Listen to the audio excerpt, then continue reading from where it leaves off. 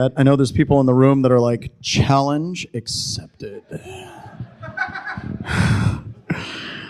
All right, so a couple of quick notes about this talk. First, I wrote it at 5 a.m. this morning. I know there's people who are like, a lot of you are like, well, that's expected. That's the way John does all of his presentations. The other thing, this has been kind of a rough week, not just because it's the end of Derbycon. Lost my aunt at the beginning of the week. Her funeral's right now. And also I've been sick, so I apologize if I'm a little bit off. I might be a little bit more subdued and less insane than normal. Maybe it's all for the best for presenting anyway. So let's get into it. We need to have a conversation, or at least continue having conversations whenever it comes to cyber attribution and cyber deception. One of the things I constantly hear still to this day, and I believe my first Derbycon presentation was on this topic, so I thought it was fitting that my last Derbycon presentation would be on this topic. And it's getting better, but we still have conversations like this, where Brian Krebs says deception technologies are nice, but advisable only if your organization is already doing 99% of the rest of the basic security stuff. As it happens, a lot of the really cool tech advertised at RSA is for a very exclusive audience, and he's wrong. I hate to call out Brian Krebs because that's not a fight I'm going to win. That's not going to work. But I'm going to make my case on the next slide.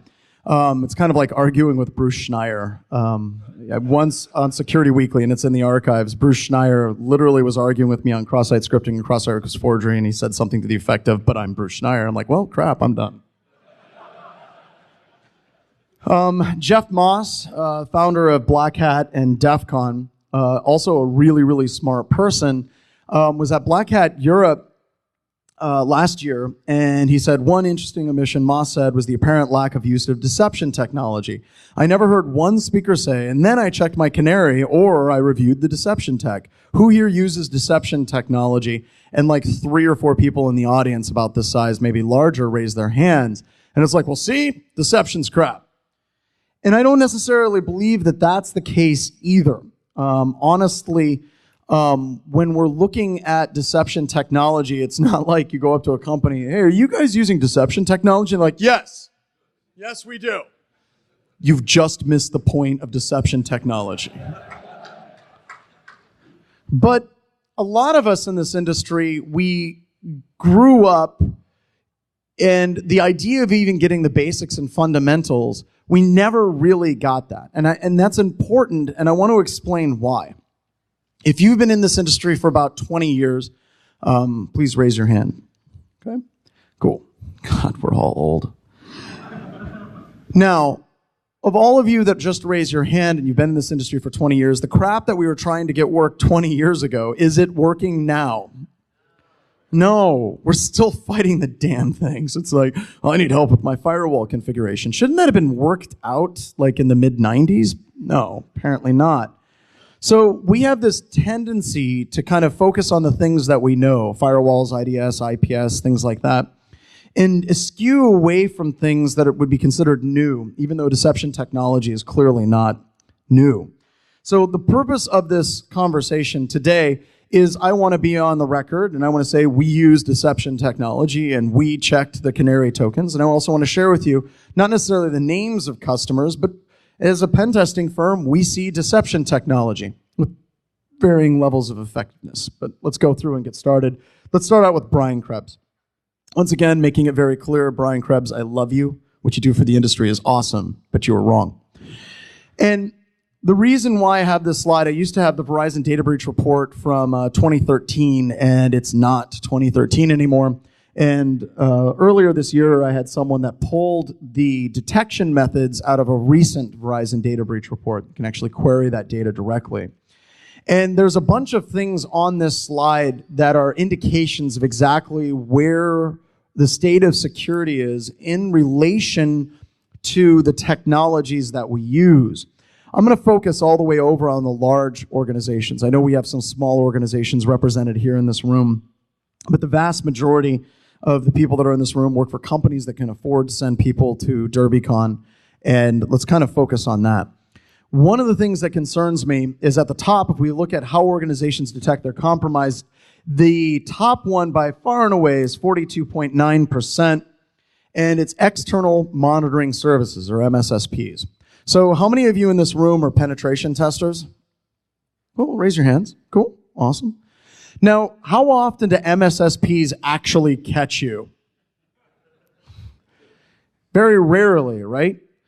Years ago, we used to, well, I'm not going to mention the vendor, they're actually here, but we had this problem where one of the vendors couldn't even detect clear text command and control like Netcat. See, it's going to be in the presentation, Ed. Absolutely, keeping the fire alive. And clear text Netcat command and control, and they wouldn't detect it. And finally, I started writing little things like, hey, people at company X, if you can detect this, please call me. And they never did. I guess they wrote a signature for my name, though, because one of our customers, whenever I did that, they're like, yeah, we got a signature hit on the C2 on your name. Hi, this is John Strand. Call me. So that concerns me, because by and large, most MSSPs don't do very well. The other thing that concerns me is if you notice, a bunch of these are external. I went through and I put red around all of them, and the top one should be red as well. Something like over 65% of all the detects in the Verizon data breach report from last year were from external entities. It was not a technology that was super awesome, whiz-bang, that they had purchased. They didn't purchase an awesome firewall, IDS system, IPS system. It was somebody else outside of the organization detected the incident. And this sucks, because all those old people and the graybeards and the very, very near to be graybeards, we've been trying to get a lot of this technology to work for over 20 years, and it's still not working as much as we would like it to work. And I also want to make it clear that I'm not saying the deception technology is going to fix that and we can replace everything. I'm just saying whenever we're looking at security today, we've all been granted a set of tools. And we believe that those are the only tools that are available to us. And we need to start looking a little bit differently on the tools that we can use. We shouldn't just be looking at standard IDS, IPS, firewalls, AV, EDR, UBEA, and all of those different things, because those things are fine. It's just they absolutely do have some gaps. So let's get started. So another useless threat on, or another useless rant on threat intelligence feeds. Many of you attend our webcast or have been to a class by me. You know my feelings on these. I think threat intelligence feeds are complete garbage, at least the way that most organizations use them.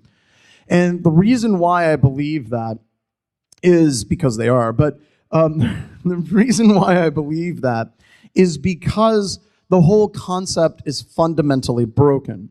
You go back years ago into the 90s, bringing up Marcus Random, the 6 dumbest ideas in computer security, and one of those 6 dumbest ideas was blacklisting.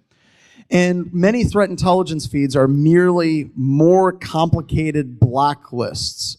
We don't ever encounter a customer where they're like, God, they caught BHIS because of their threat intelligence feed. It doesn't work that way. And recently, one of the data breach reports from like Mandiant or Verizon, I can't remember, they went and they checked of all the threat intelligence feeds, how much overlap did they actually have? Does anyone know what their overlap of a whole bunch of different threat intelligence feeds were? No, it wasn't 0. It was what? No, it wasn't 80%. It was like 10%. That 3% was a different report, but I do remember that one. But it was 10%, and I'm being generous. So do you know what the recommendation of the report was when it came to threat intelligence feeds? Buy all of them. But let's back up and let's figure out what the goal is of a threat intelligence feed. A goal is to try to learn about attackers, right? There's this huge lack of knowledge of what offensive cyber actually looks like. Even though a bunch of people at this conference are very much red team focused, Ed and I have probably taught more people on offensive capabilities than anybody else on the planet. But there's always more, and whenever we're teaching our classes, we always have these students that come up to us and they're like, Ed, is it really this easy? It's like, yeah, kind of is. But we're buying this intelligence to get a better understanding. And maybe there's a better way that we can get intelligence, but it's not something that we purchase or something that's old. It's not months out of date, but something that's more up to what we're doing. Now, a little bit about attackers, especially when you're dealing with nation-state level attackers. I'm not going to have anybody raise their hands for this, but if you have ever done cyber offensive operations for a government, the United States government or any other governments, if Chinese government, if you're here, raise your hand. Everyone in this room owes you a beer. We just want to say thank you. We appreciate it. And Russian governments, huh? Once again, we probably owe you as well. You owe them a vodka, right? So some people are like, no, you owe me vodka, right? But they have one rule, and that rule is don't get caught, don't get caught, don't get caught. That's the rule, right?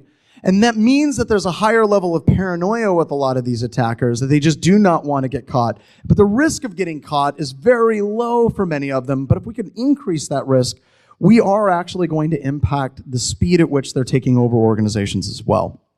So getting started. Canary tokens. Canarytokens.org from Thinkist is amazing. You can actually go to their website. I'm sure we'll end up bombing it with everybody going there right now. But you can download Canary tokens and you can run it in your own organization. And we have. We actually have set up Canary tokens and we have it running at BHIS and we have a number of customers that are running it because it's stupid easy. They have made it very, very, very simple to set up token technology. So let's go through some of them. Also, some of the technology is in ADHD, the Active Defense Harbinger distribution. And you can pull that down at blackhillsinfosec.com/projects ADHD. Don't pull it down today, though. One, we don't want to crash the network here at the hotel again. But we're going to be releasing an update as soon as I get home the week after next. I've got a whole update that I did just for my class that I ran the last 2 days.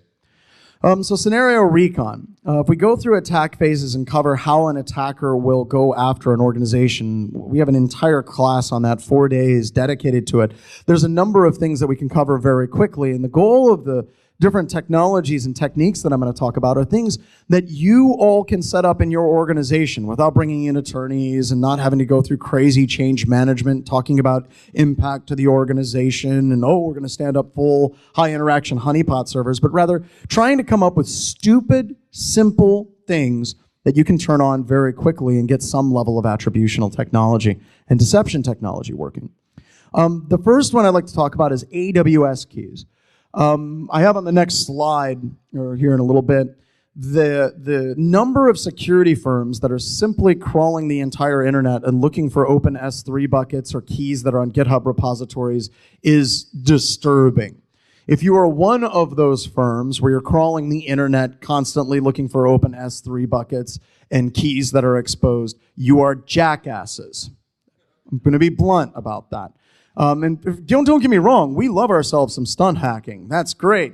But if you're trolling the internet, finding open S3 buckets, and you're like, look at all this data we found, and you run right to the reporters to actually disclose it publicly, that's not novel. You're not really doing anybody a favor. There are some researchers that are working very diligently to come up with tools to improve the security of people, to identify if they have S3 buckets and things in Google Cloud Compute and Azure that are exposed. And that's what we need. So let's catch them.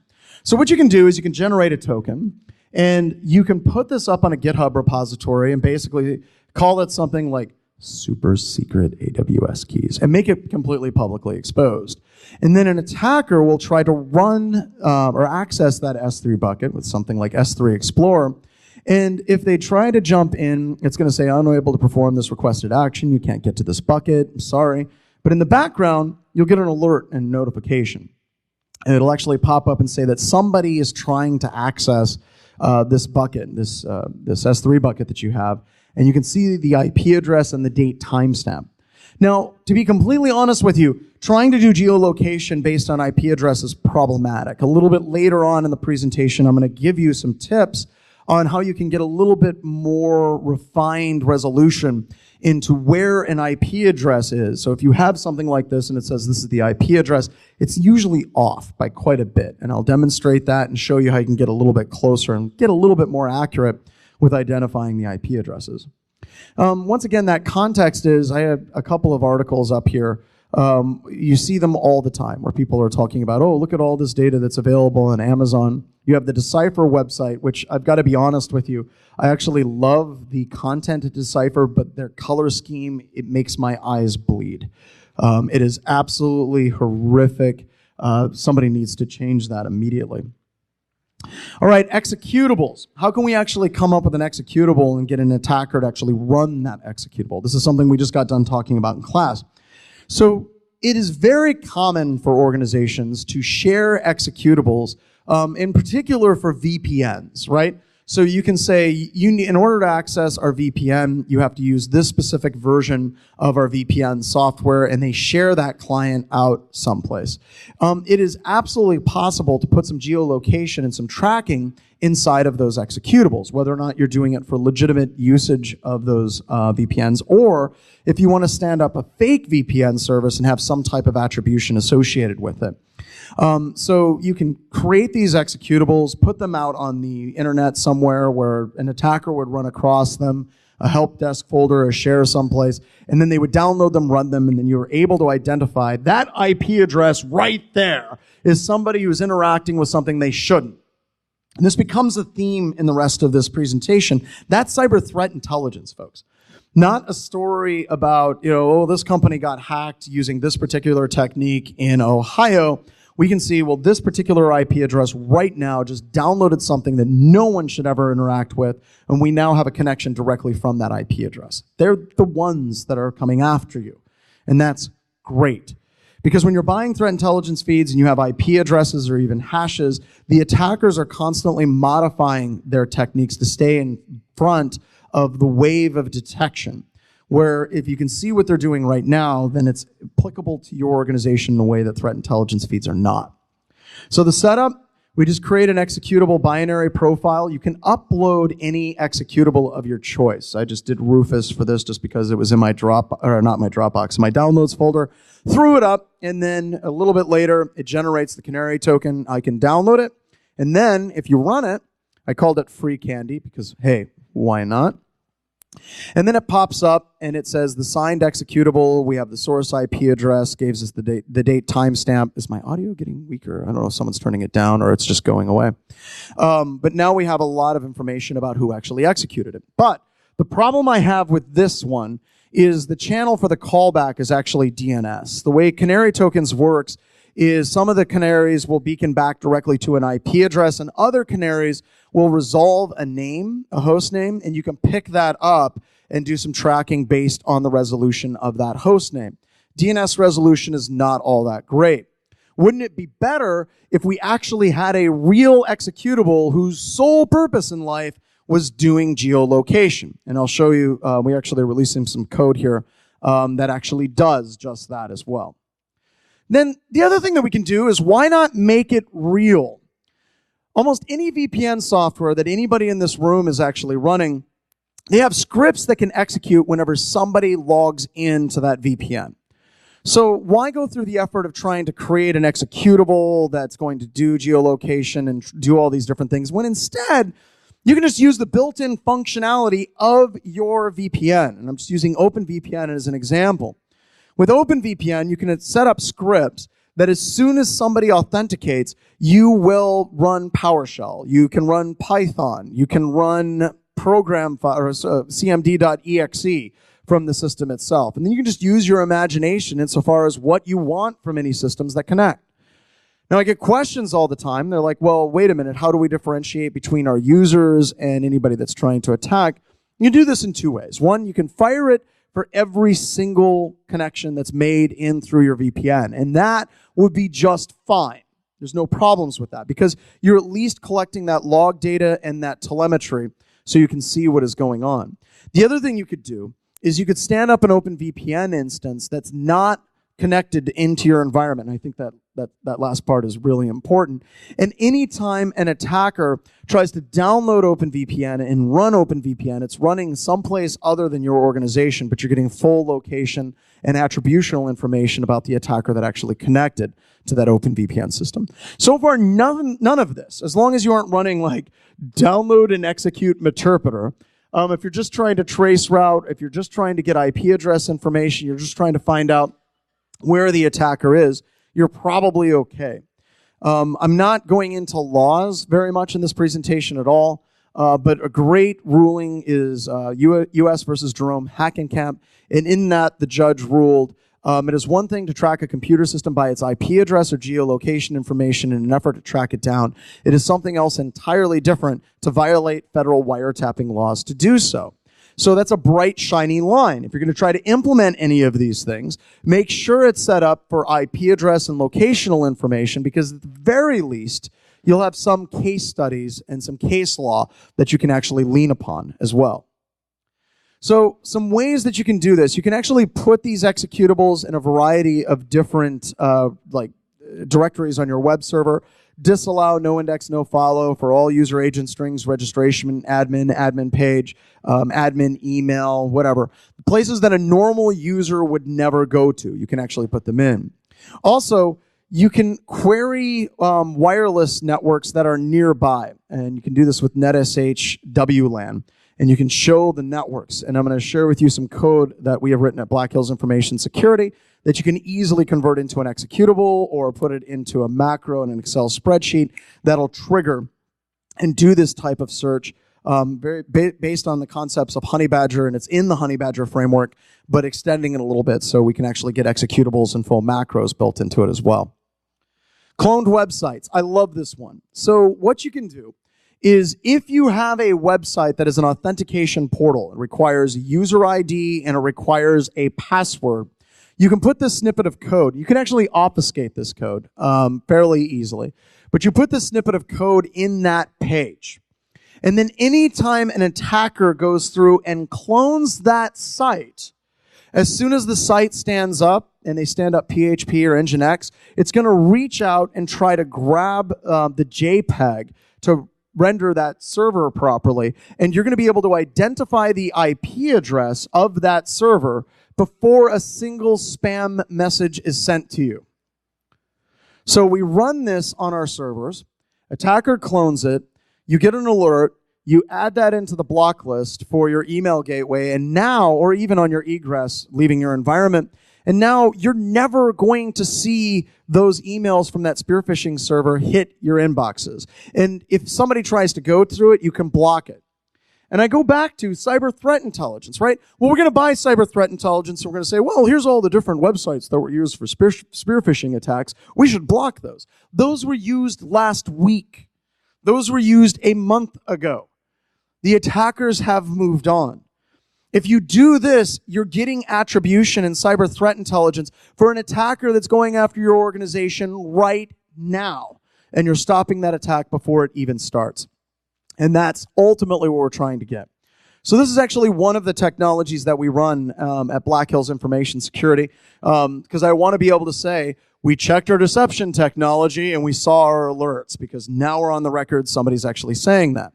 So we receive these periodically. I'll show you a map that shows all the ones that we've gotten in the past year, but we're able to actually go through and set up filters so these sites are not accessible, so people can't get to them. Or we can basically filter emails that come in with links going to these websites as well. This is awesome. This is easy. This is not setting up a honeypot and watching that honeypot closely. This is not setting up a full Windows 2003 box to see if a hacker can break into it. This is stuff that I think we all should be doing, because this is the cyber threat intelligence that matters far more than anything that you can actually purchase. So this is the history. I just pulled this morning. These are all the different IP addresses that have cloned the Black Hills Information Security website that I've stood up all over the place. So yeah, this works. So we checked our cyber deception technology and we checked our tokens, and this is what we actually saw. And it works pretty well. By the way, I know some of you are like, I can't wait till he releases the slides. I'm going to remove the bar. No, I took screenshots of the picture with the bar, so it's not going to show. You guys are laughing because I know that's what you were going to do, because I've done it in the past. All right, so Word docs. So I actually used this slide in this picture from Dr. Seuss in one of my presentations. And, we had the, would you run it from a share? Would you run it from a chair? Would you run it from Tor? If the FBI comes, should you open the door? And they were like, you should just write a whole Dr. Seuss book like that. Maybe if I have more time, right? We can actually use Word documents, and we can track Word documents whenever they open. We talked about this a number of years ago at my first Derbycon. And I wanted to share that with you and kind of give you some additional technologies and techniques that you all can use. This has been around forever, and it works really, really well. You put documents up someplace where they shouldn't be. Like, for example, let's say you're a pen testing firm. You could create a website called files.pentestingfirm.com, and you could load these files up there, make them look like, I don't know, reports from customers, and see who's actually crawling around trying to find your reports, pulling down those documents, opening those documents, and find the people that are actively going after your pen testing company. Hypothetically, you could totally do that. So this morning, my brother is staying with me down at the Galt House, and Brian works with us at Black Hills Information Security. And I got up at 5 a.m., and I sent him this email. It basically said, please open this, thanks, with a randomly named document attached to it. Now, any other employee I would hang out with, I would let you guys sleep until like 6:30 before I got you up. Not me. No, not with my brother. I'm like, Brian, what? Brian, what? Brian, can you open up this document? No. Brian, what? Open the document. What document? I just sent it to you. Oh, God. Hey, Brian, I take the pillow off the top of his head. Brian, open this document. So he's like, what do you want? Just open your computer and open this document. He's like, God, this sucks. And he opened up this email and he's like, is this legit? I'm like, no, dude, open it. I don't think I should. I think I should call CJ, our COO. I'm like, no, I'm the owner of the goddamn company and your older brother. Open this document or I'm going to beat you. And it's okay because you're my brother. The police will be like, carry on. All right. So he opens up the document and we generated the alert. And the whole time he did it, he's like, I'm failing something here. Like my brother's testing me for social engineering. You know, at what point will you talk? Waterboarding's next. Quick, into the bathroom. I hate waterboarding. But yeah, it triggers, and we actually get the source IP address, and I put in the token reminder of, he opened it. So that was fun. Now, here's a problem. So he opened up this document, and the document fired, but it's not really all that accurate. It put us way down by Walmart whenever he opened the document on his computer. And he was joined to the hotel wireless network, which once again, I'm sorry, I tried to get him to do that. We're not supposed to do that. I'm like, join the hotel wireless network. I don't want to join the hotel wireless network.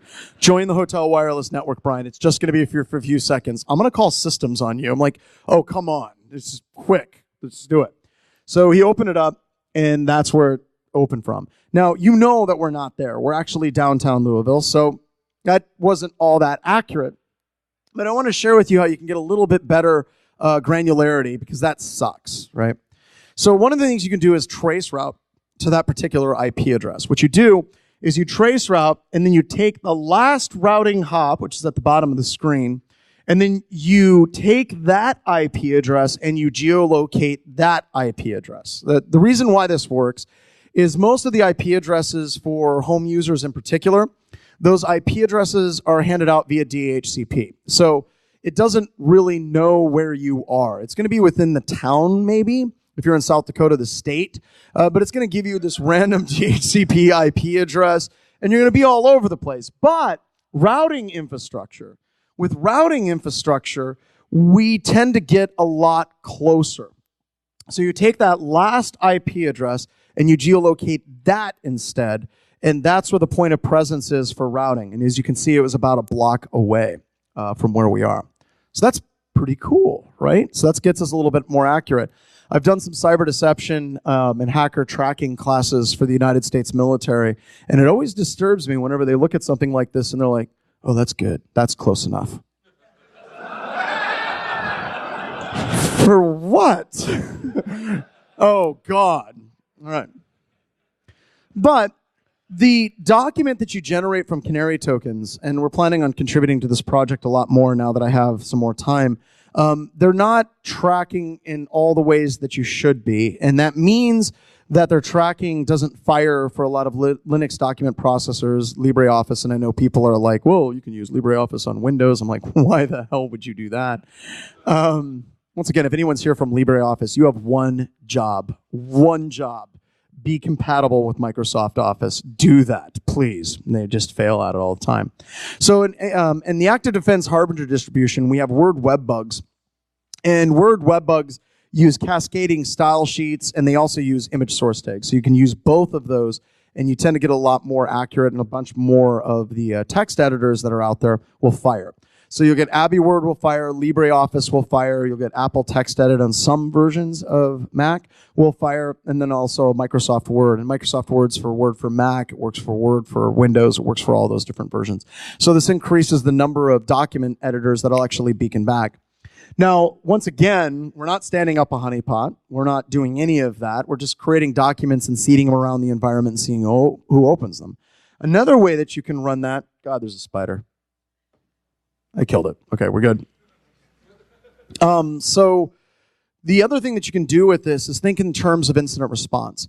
If you have a computer system that you believe to be compromised, you could drop a document on that computer system, like something juicy the attacker is absolutely going to want to open. What would be a good name of a document that an attacker would want to open?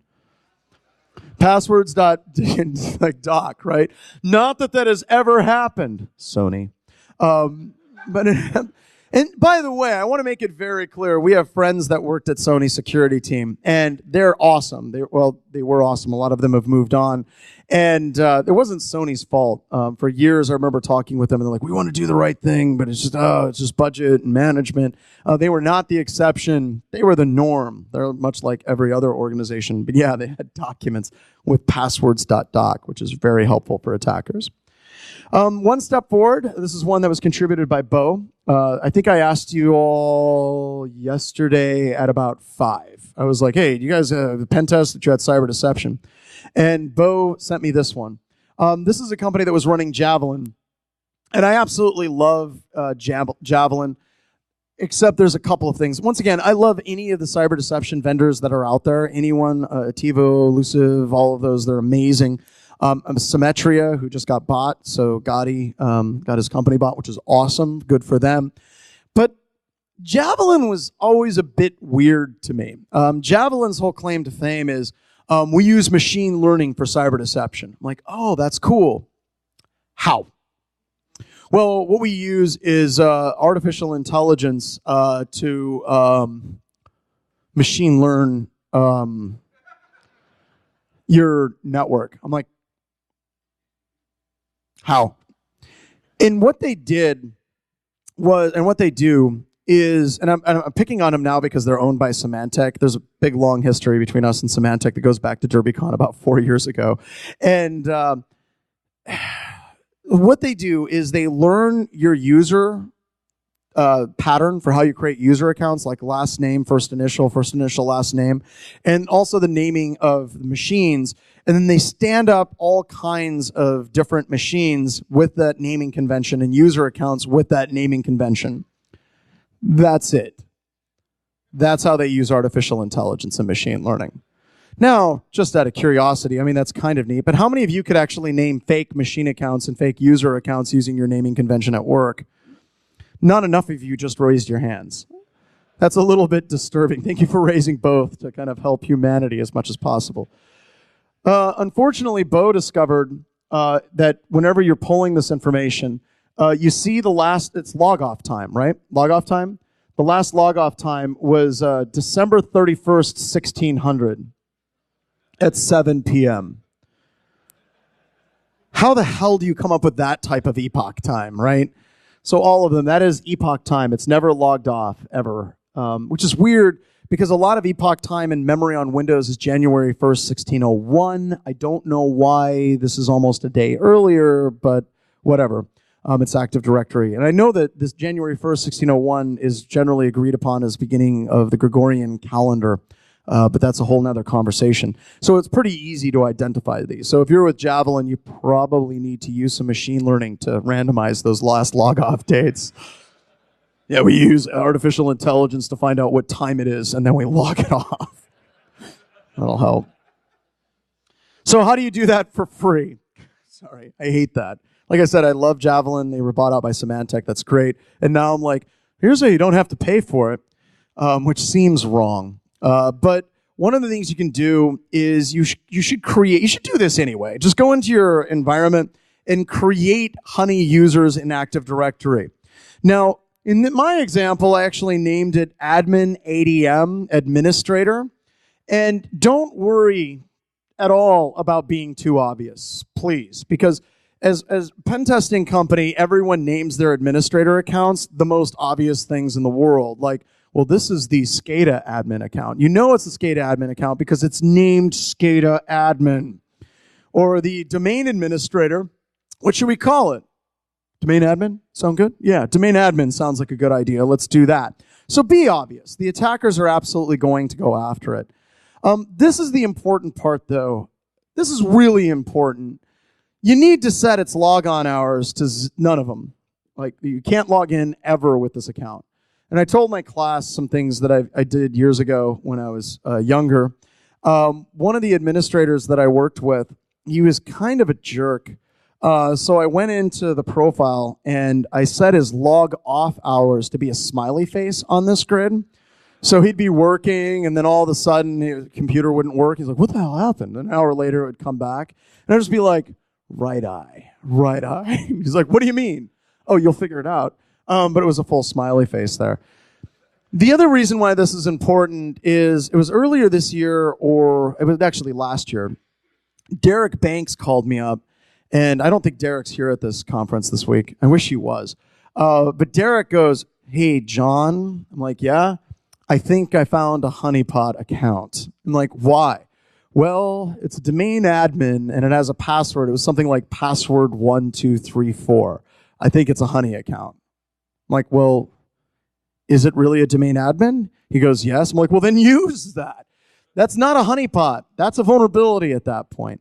And I think we actually did talk to them, and they were like, well, you found our honeypot account. It's like, okay. We need to talk. That's not what I said in the webcast. But the attacker won't necessarily go after these accounts directly. Usually what they'll do is they'll just do a password spray using a tool like domain password spray, and they will pull all the user accounts and use a password of summer 2019 against every single account. And it's indiscriminate. So if you have these accounts sprinkled in your environment, you're going to be able to trip some alerts. So you're going to be able to set this up, set up a SIM alert that if anybody ever tries to log in with this account, you can shut it down, or better yet, just shut the entire workstation down. And this is relatively low impact in your organization. If anybody interacts with this account at all, then they need to be treated as a hostile actor in the environment. And also this goes back to if you're going to use deception technologies, I have people that ask me, they're like, well, we're going to set up a honeypot on the internet on a network connection that has nothing to do with our network connection. That's not a honeypot for your environment. That's a research project for you. You want to put HoneyNet and deception and attributional technologies in the pathways that an attacker will actually use. So this is absolutely in the pathway that an attacker would actually use it. Trying to clone your website on the outside of your environment is in the pathway in which an attacker will actually use. So when you're hunting, you're always setting up the stand and everything in the paths that what you're hunting will take. The thing is no different when you're dealing with cyber deception and attributional technologies as well. Kerberoasting, we had a customer that was running some tools. They put in a bunch of fake service accounts, and as soon as those service accounts attempted to be interacted with, it automatically generated an alert. And even after all these years of me talking about cyber, like cyber deception and attributional technologies, it's still funny to me how my testers try to play it off like it ain't no big deal if they get busted by one of these things. Like, yeah, well, they detected my Kerberoasting attack, but it didn't really matter. I got domain admin. It's okay. I'm good. No, I'm fine. It's okay. No, it's fine. It's good. I'm like, this is a good thing, though, if we actually get caught. That's ultimately what we're looking for. And I love adding this to report. Effective use of traps. Multiple hosts in the domain were installed as traps. This is actually a customer that was running Canary from Thinkist all over their environment. Activities conducted by BHS reveals that these traps were vulnerable to multiple insecurities and made tempting targets. Any interaction with these hosts triggered alerts and the customer and these to the customer, and these were reported to BHIS during the test. And I might have to change this. I don't know which one of you added this in. Well, these should not be relied on as the sole amount of security. They do provide an added layer of defense, and they absolutely do. If they're put in the proper location and it's the right area that an attacker is going to go through, this is going to create a much more difficult environment to break into. The other thing I love hearing from pen testers like, well, I'd totally be able to find those honeypots. Funny thing about finding honeypots is if you find a honeypot, you have to interact with the honeypot. If the interaction of the honeypot goes down, the defenders know you're there. And that's what we're after. And that works really, really well whenever we actually see it deployed in organizations. So always keep that in mind. It's not hard to do. And if you're using something like Symmetria or Thinkist Canary, one of the nice things is they actually maintain those honeypots for you, keep them up to date. If there's any vulnerabilities, it doesn't introduce them into your environment, which is great. Honeybadger update, this is the new stuff that we're releasing. So we had an intern working on this. Eventually, it'll get merged into the main Honeybadger with Tim Tomes, but right now my intern and Tim Tomes are kind of fighting with each other, and as near as I can tell, they're both jackasses, and I don't want to take a side in that. It's probably a little bit more than you guys want to deal with, but whenever I hear them talk at each other, I swear to God, it's right on the level of tabs versus spaces, and that just grinds me. But this works, and I'm going to give you the link where the functional version of Honeybadger is right now. But this is just VB that you can convert into an executable, relatively easy to tie into what I mentioned earlier. You can compile it with mono and then run it, and it's going to work. And this is actually far more accurate geolocation. In this situation, it was 77 meters as far as the accuracy. And if it's in an executable or it's in a macro, it's super simple to take that executable and invoke it or like kind of merge it with other executables. Or it's super easy with the macro to actually put it into an Excel spreadsheet. Don't ever use Word documents. I don't want to get into that now. Word documents don't work real well. Because even my late grandmother, towards the end, she was like, yeah, I'm not going to open this Word document. I'm like, why, Grandma? It has a macro. I'm like, that's so awesome, Grandma. And hackers know that for sure. So use an Excel spreadsheet or put it into an executable, and it'll work really, really well for you. And here's where you can get it. I'll leave it up for a couple of seconds so you guys can take pictures of it with your phone. So go ahead and take a picture of that. But this is the version of Honeybadger that has it. You will need a Google API key to actually utilize it properly. So you will need that because Google's getting a little bit more stringent on API keys these days, so you can download it. All right. Oops, I didn't want to get to that yet. So years ago, my first Derbycon, or second or third, I can't remember which, I was giving a presentation on cyber deception because that's my broken record thing. And I talked about using cyber deception at a bank in Germany. And I didn't tell the story at the time, but I wanted to now. So years ago, there was a large bank that wanted us to go over to Germany for pen test engagement and a couple of other things. Cyber deception was part of it.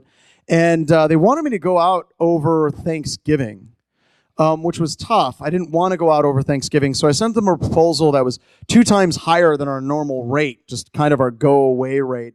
And they signed it, which is difficult because it was over Thanksgiving, and I had to go down and tell my wife that we just signed this contract. But it got sweetened even more because they said, so this rate is euros, right? Yes.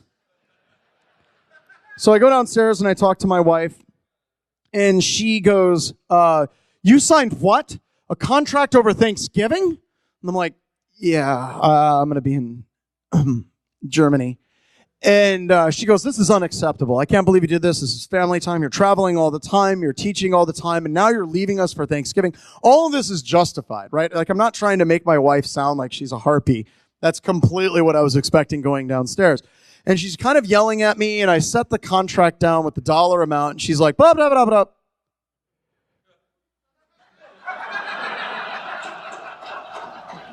And I'm like, what are you doing? She goes, I'm going to pack.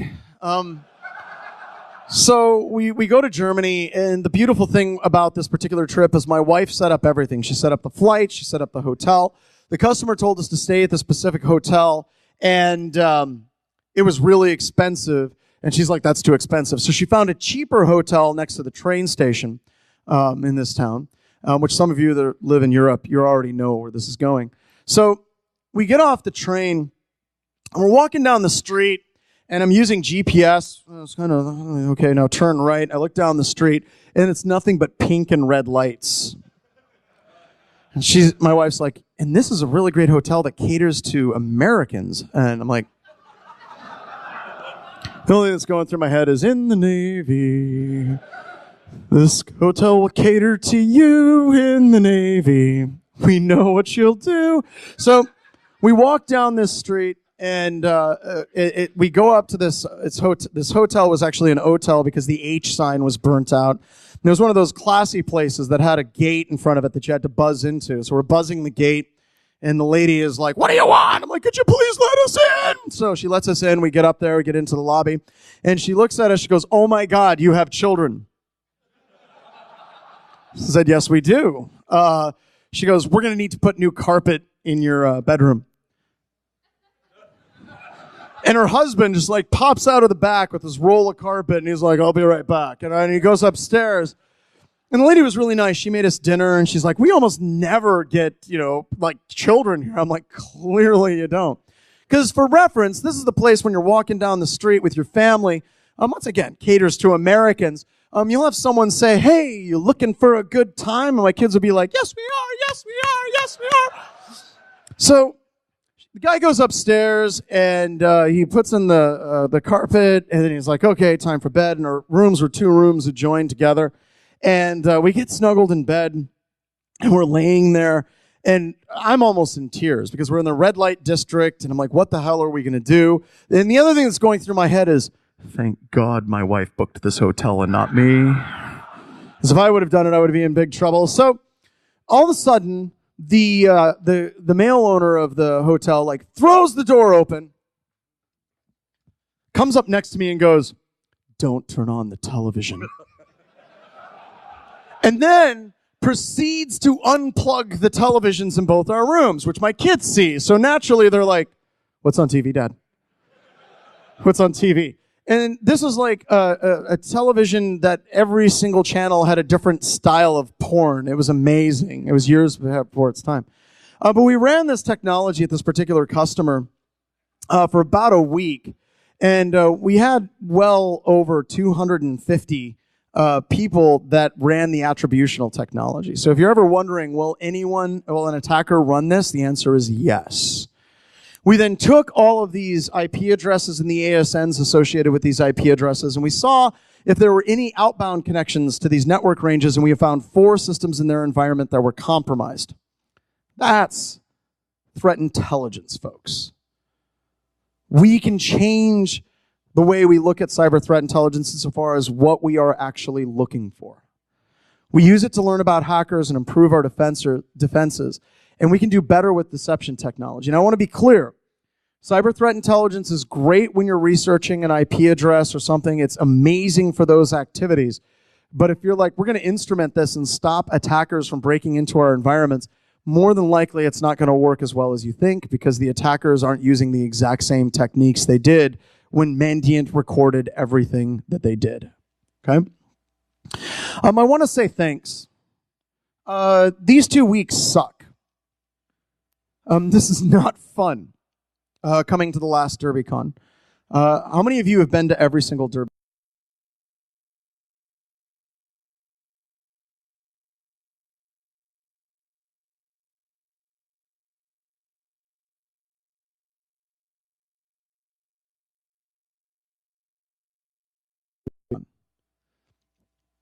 How many of you have been to almost all of the Derbycons? How many of you is this your first Derbycon? I'm sorry to all of you that this is your first Derbycon. At least you're here. I want you all to take some time and don't walk around and talk with friends and sit at your computer. I want you just to take some time and I want you to walk around and just experience the place. Just walk around and listen. Enjoy the smells, I guess. This was something that was special. It is special. And I want you to spend some time thinking about why it's not here. Read Dave's article about it. Don't be mad at Dave and the Derbycon staff. They gave us an amazing gift, and we owe them our thanks. So that's it for my time. I want to say thank you very much, everybody. And I hope to see all of you at 8:30 in the morning when I'm releasing Backdoors and Breaches, the card game, up at the BHIS booth. This sounds weird.